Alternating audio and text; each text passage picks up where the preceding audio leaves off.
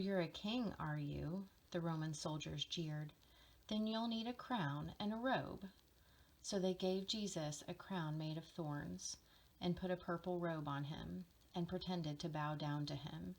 "Your Majesty," they said. Then they whipped him and spat on him. They didn't understand that this was the Prince of Life, the King of heaven and earth, who had come to rescue them.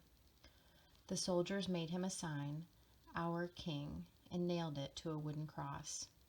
They walked up a hill outside the city. Jesus carried the cross on his back. Jesus had never done anything wrong, but they were going to kill him the way criminals were killed.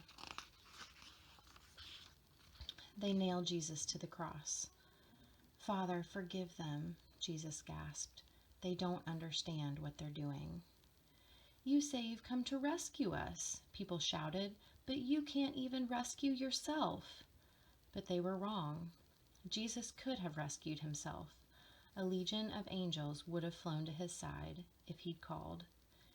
"If you were really the Son of God, you could just climb down off that cross," they said. And of course, they were right. Jesus could have just climbed down. Actually, he could have just said a word and made it all stop, like when he healed that little girl and stilled the storm and fed 5,000 people. But Jesus stayed. You see, they didn't understand. It wasn't the nails that kept Jesus there. It was love. "Papa," Jesus cried, frantically searching the sky. "Papa, where are you? Don't leave me." And for the first time, and the last, when he spoke, nothing happened. Just a horrible, endless silence. God didn't answer. He turned away from his boy. Tears rolled down Jesus' face, the face of the one who would wipe away every tear from every eye. Even though it was midday, a dreadful darkness covered the face of the world. The sun could not shine. The earth trembled and quaked. The great mountains shook.